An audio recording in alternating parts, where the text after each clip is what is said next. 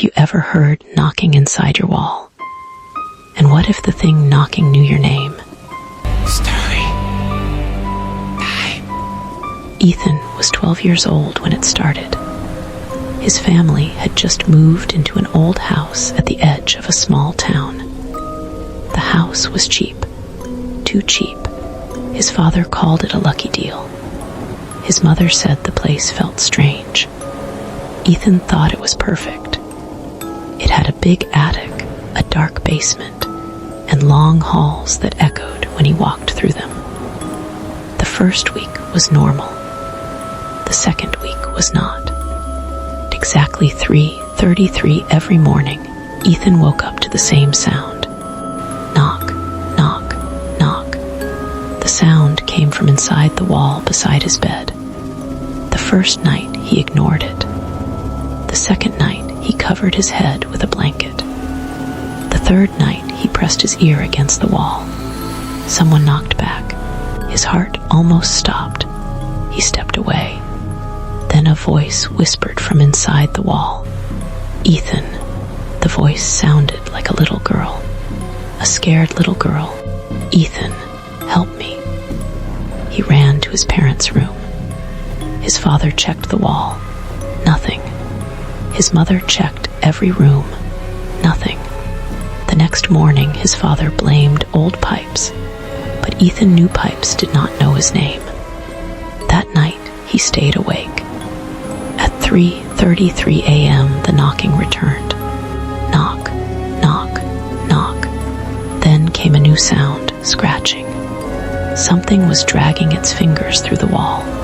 Slowly, very slowly. Then the voice whispered again. Ethan, he's coming. The scratching stopped. The room became silent.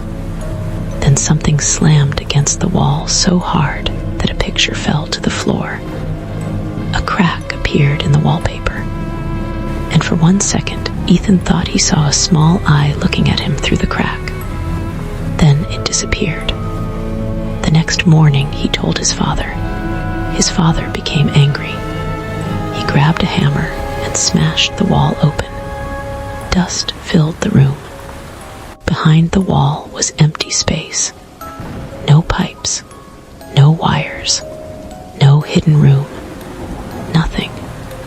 But written on the inside of the wall were hundreds of words. The same sentence over and over.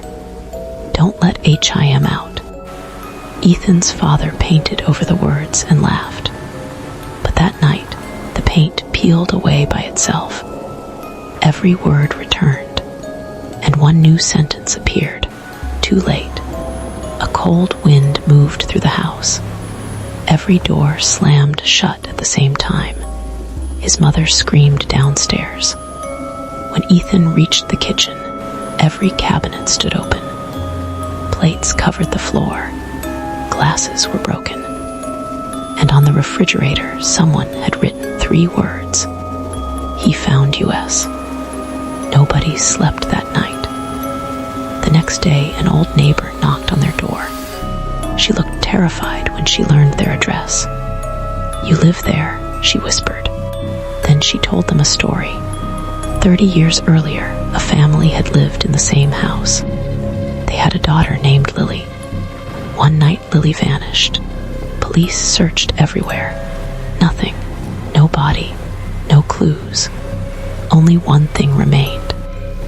Every wall in the house was covered with messages written by a child. The messages all said the same thing. He lives in the walls. After that, strange things happened. Families moved in. Families moved out. Some stayed only days. Some disappeared completely. The house gained a terrible reputation. Eventually, nobody wanted it. That was why it was so cheap. That night, Ethan could not stop thinking about Lily. At 3:33 a.m., he heard the knocking again. But this time it came from every wall. Knock, knock, knock. The whole house seemed alive. The wallpaper began to bulge. Shapes moved beneath it, dozens of them, like people trapped inside. Then small hands pushed outward from the walls. Tiny fingers stretched through the paper. Children's voices filled the house, crying, begging, whispering, "Ethan, help us, please." Then one voice spoke louder than the rest, a deep voice. Not a child's voice, a man's voice. "I found you." The house shook. The lights exploded. Darkness swallowed everything. Then Ethan saw him, standing at the end of the hallway, tall, too tall. His head touched the ceiling. His arms nearly reached the floor. His smile stretched from ear to ear, and his eyes were completely black. The figure pointed toward Ethan's bedroom, then vanished. Ethan wanted to run. Instead, he walked toward his room. Something pulled him there. The wall beside his bed had cracked open. A narrow passage stretched into darkness. The opening had never been there before. Cold air flowed from inside, and from deep within came the sound of crying. Lily's voice. Ethan grabbed a flashlight and crawled inside. The passage twisted through the house, far deeper than it should have been. The tunnel seemed endless. Then he found a room, a hidden room, a room no one knew existed. The walls were covered with children's drawings, hundreds of them. Every drawing showed the same thing, a tall, smiling man, and beneath every picture was one word: run. In the center of the room sat a little girl. She looked 8 years old. Her pale face matched the old photo Ethan had seen downstairs. "Lily," he whispered. The girl nodded. Tears filled her eyes. "You have to leave." Before Ethan could answer, the room darkened. The smiling man appeared behind her. Slowly, silently, Lily began to cry. "He keeps us here." Dozens of pale children stepped from the shadows, all trapped, all terrified. The smiling man grinned wider. Then Lily revealed the truth. "We are not ghosts." Ethan froze. "What?" Lily pointed upward. "We never died." The children had been trapped inside the hidden passages for decades. Somehow, they had never aged, never escaped. The thing in the walls kept them alive, kept them hidden, kept them afraid. The smiling man took one step forward. The children screamed. The tunnel began collapsing. The walls shook. Dust filled the air. Ethan grabbed Lily's hand. They ran. The smiling man followed, closer, closer, closer. His laughter echoed through the darkness. The tunnel collapsed behind them. Children poured out of hidden openings throughout the house. Doors burst open. Walls cracked apart. The entire secret network began breaking apart. Then the smiling man stopped. For the first time, fear appeared on his face. Morning sunlight entered through the windows. The creature screamed. Its body cracked like dry wood. Dark smoke poured from its mouth.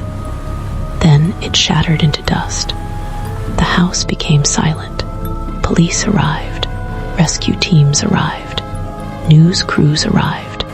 Everyone wanted answers. But nobody could explain how dozens of missing children had survived for decades. The story became world news. The house was demolished. Every wall was destroyed. Every tunnel removed. Everything was gone, or so people believed. Years later, Ethan was grown. One night, he woke up at exactly 3:33 a.m. His bedroom was silent. Then he heard it. Knock, knock, knock. Not from outside, not from a door, from inside the wall beside his bed. Then a a familiar voice whispered, very softly, very slowly, "I found you again," and the knocking continued.